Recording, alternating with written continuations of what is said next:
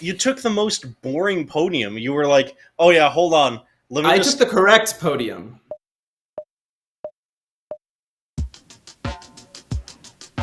Hello, everyone, and welcome to Plus Three. Worlds is over. Yi Hang won. Yi Hang number one. China number one. Fate is impossible to overcome. I am Matt Rosman, joined by John Epley and Manu Singhal. Gentlemen, we had to take a bit of a break because Worlds was so much. But how are you guys doing today? It's good to see you back. Oh man, finally recovering from Worlds. But dude, every time I think about all the storylines, everything that went down, it was just an incredible experience. Just amazing stuff. And it was great to be there with you guys as well, day in, day out. Just grinding like what, 4 12-hour streams or whatever. Plus setup and Working. tear down and Yeah. logistics of hauling 10 dudes around Seattle. It was something I'm glad that's in the rearview mirror. Yeah, a great experience, but yeah, ton of work to get through. But seeing all those storylines play out, seeing everything play out, all the highlights, all the clips, everything. It was incredible. I guess we're gonna start there because there's no point in talking about anything else for a bit. I guess to start off, John, I want to ask you, what do you think was the most exciting moment for you at Worlds? Like, what was your favorite moment, pretty much? So for me, my favorite moment was Team Own's 5x5 world record in finals. I was actually on manned cam, so I was out catching solves that were off stream. So I got to catch a lot of the solves, one, two, and three, not from Team Own, and I got to hear the production crew say, "Hey, he's on pace, he's on pace." And so then I got to get the reaction shot for Team Own and really watch the emotion play out. And it was incredible. It was a 34.31 second average. Something that I thought was so cool. After you seeing him break down in tears and go into the interview, and you heard more about why it meant so much, and he brought up that Drew Brads broke the Pyramix world record with 2.04 at 2017 World Championships, and thought it'd be really cool to break a world record in finals since then. And that's just not some random thing. 8 years ago, he was the one that broke that world record that Drew broke in finals. And not that same year, Timon then broke that with a 2.02 pure average, and he stayed the dominant world record holder for another 4 years since then. So Timon's been on top of it forever. He's going to continue to stay on top of it, and it's just accolade after accolade. So that was my favorite thing to see by far. For me, I'm gonna pick like a bunch of selfish things. For me, it was the sign off at the end, and let me kind of like just build you up to this because my job was primarily commentating and then running around in the back trying to get information for the stream and whatnot. We had an amazing team of casters from all around the world. Learned a ton of stuff from all these guys. Ton of work happened in the back. Lots of thanks to Kevin and Melissa for getting all that stuff together. But in the end, after being able to pass 3x3 finals with my commentary idol, Keaton Ellis, and then my cubing idol, Felix Zemdegs, we're trying to figure out what to do for the sign-off. Yihung just walks back here after winning, and he's just curious. He's like wondering what's going on. He sits down in this chair, in two chairs that we have stacked up here. He points to the screen because we have a little graphic of him for information. He's like, "That's me." And I'm like, "That's absolutely right." And in that moment, I think it was me, maybe it was someone else, came up with an idea to have him sign off the world championship. And it was just a very special moment, very, very impromptu. And it was just amazing to be able to interact with him behind the scenes. A lot of people think that he's like some bot, but he's just some kid at the end of the day. So to sign off with the world champion at the end of the whole thing was very special. Just an amazing, amazing stream. So, like John, I was out in the field with the man cam, and the thing that I absolutely love the most, especially with a Nations Cup, the support from other countries and international communities, I absolutely love that. I want to specifically highlight, first off, the Argentinian crowd. Like, they were going off, they were crazy.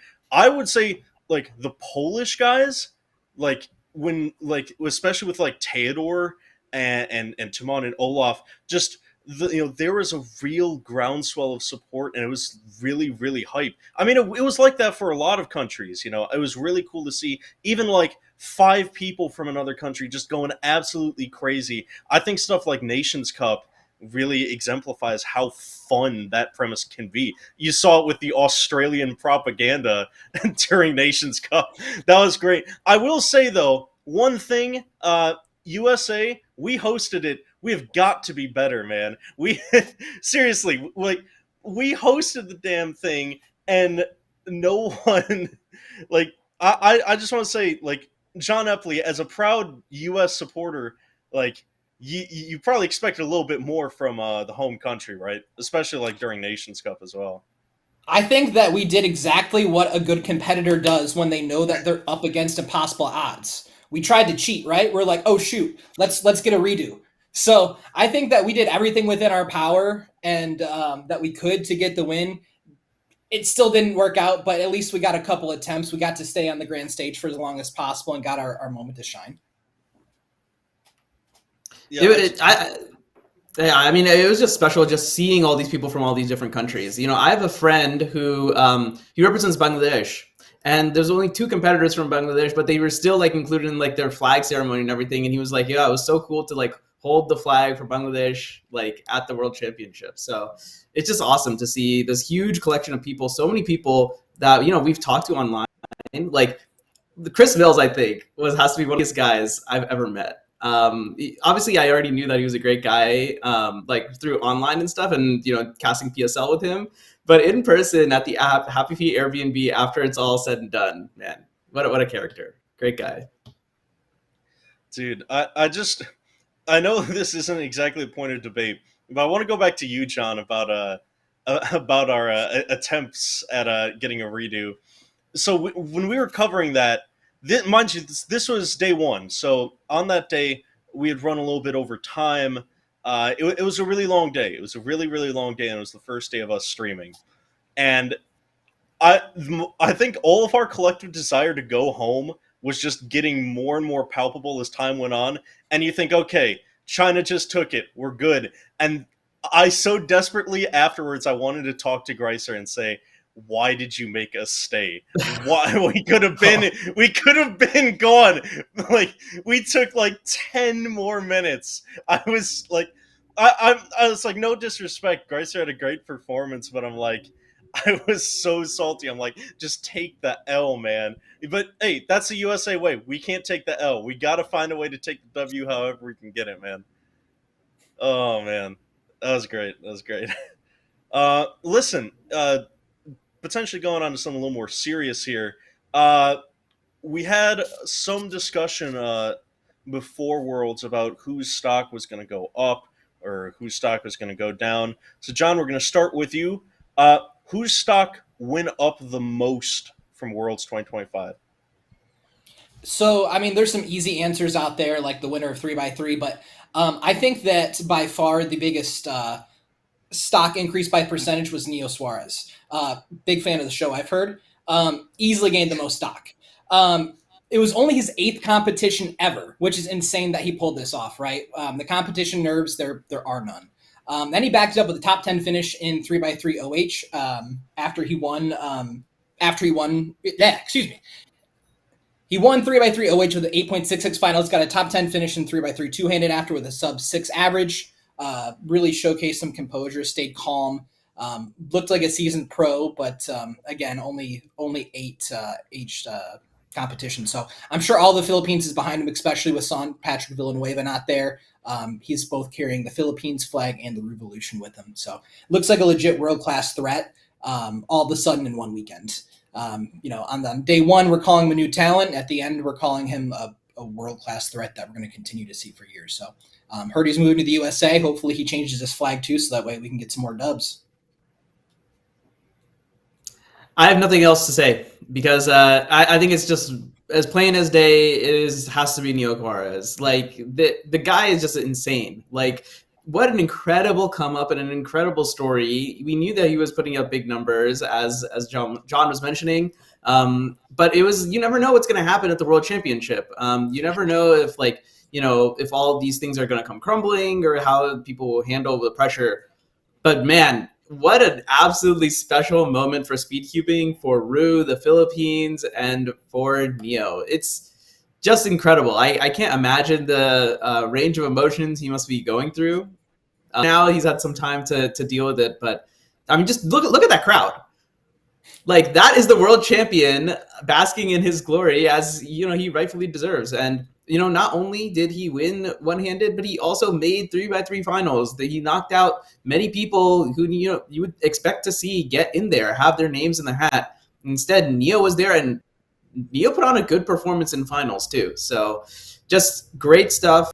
John is right. He's going to be moving to Arkansas, so we're going to see some new Rue action in the States as well, in a different place than we normally see it. So it's very, very exciting. Huge congrats to Neo. I mean, this isn't even a question. It's Neo. It's Neo completely. Like I said before we started recording to Manu, I said I feel like this is an easy question to answer, and I felt like we were going to be unanimous on it. Look, again, I'm going to tread over the same ground these two guys just talked about. This is his 8th competition, and he's a champion. He a champion after 8 competitions. I joke for his one-handed performance, how good he was. I joked that maybe it's Sean Patrick just disguised. Like, maybe it is just he's wearing a disguise and going into this. Like, he came up with veteran level talent and grit. He came in and said, you know what? I feel like I've put in the work. I don't care how many competitions I've actually done. I put in the work outside, and I'm going to show everyone what I'm made of. He absolutely did that. He is easily the biggest new name coming out of Worlds. And I can't even say new. He's been on the come up. But coming out of Worlds, like, easily the biggest new threat. So let me just ask real quick, since we've unanimously decided on one guy, what about some other names? Who else gained some stock? I was originally going to pick Shishen.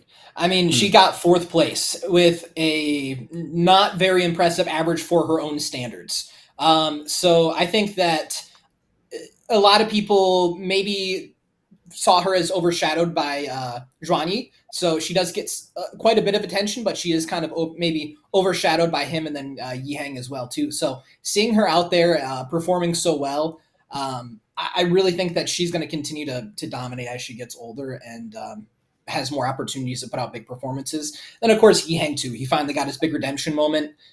It's very easy to always mention him in anything that talks about who's doing well. And then for me, a name that I had no idea looking into Worlds. I'd heard his name only a couple times. Henry Lichtner, man, big cubes. Have a new rising star in the action. Kevin was mentioning to me a little bit during the prep, like, yo, watch out for this guy. Did 6x6, he performed really, really well in this competition in Illinois. He might be the real deal. And man, did he show up to get a Worlds podium at his first World Championship against again a bunch of huge names. The field is really, really strong. So I think probably no one outside the States knew of Henry Lichtner at all, but now he's come in a huge way, and excited to see what he's going to put together as well. And I'll throw his name in just for some glazing points, but Dilly getting top 8 in the world. I need to admit that on the episode that I was severely wrong. Dylan already hit me with it, but I mean, Dylan definitely proved in the finals, at least for 3x3, that he's certainly a name to look out for, and in terms of consistency, Dylan's kind of establishing a Max Parkian kind of consistency with some of his averages and big moments. I mean, I don't know if I can say that now. Maybe in a little while if he keeps this up. So I think that's really going to carry him into the future. But yeah, I'll just say I was wrong. I was very wrong. And speaking of brackets, highlight of the week. So for those of you who watched our last episode before Worlds, we all made brackets trying to figure out top 16, 3x3 finals and that. And we scored the brackets recently, and it came out to where the winner by a decent margin, not really, was Epley, Mr. John Epley. So we'll give you your around the horn speech right here. So what'd you like to say? You got 90 seconds. Hit us with it. I mean, you got a top 16 bracket, and it's no fun if you just pick the easy picks. I could have gone the Manu route. I could have picked the obvious 1, 2, 3. I instead what I did is I got very analytical. I took my time, figure out exactly the 7 through 16, and then I gotta have fun in my top 3.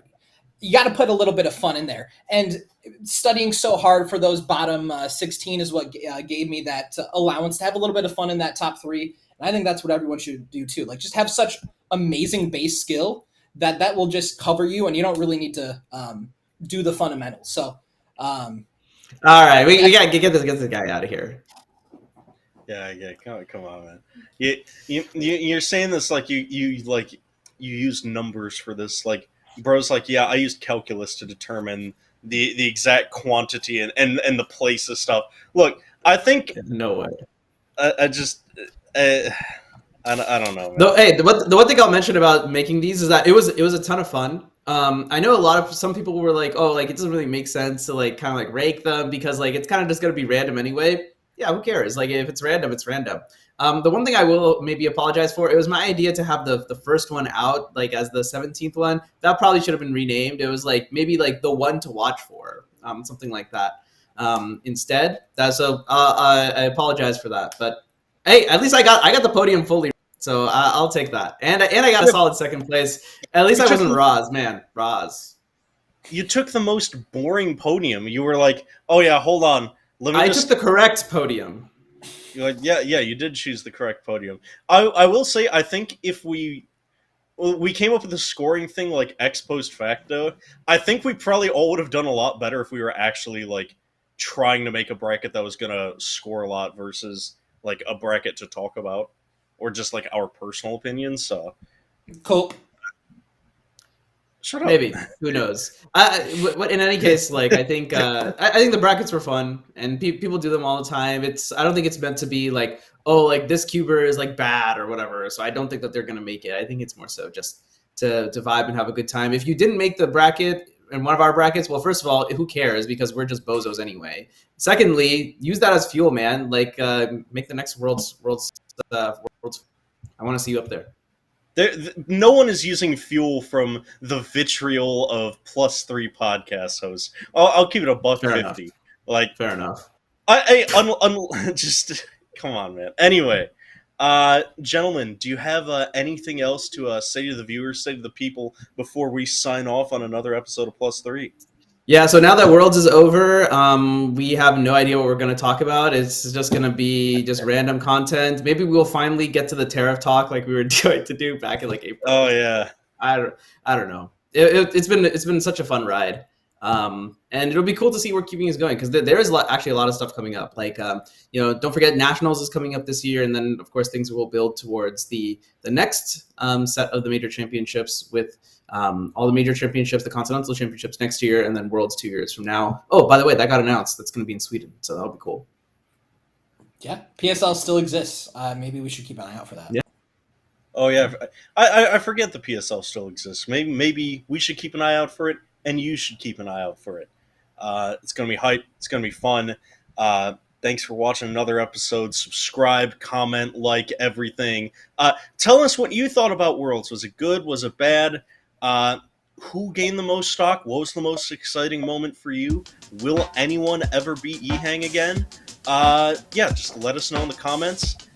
Thanks for watching another episode of +3, and we'll see you on the next one.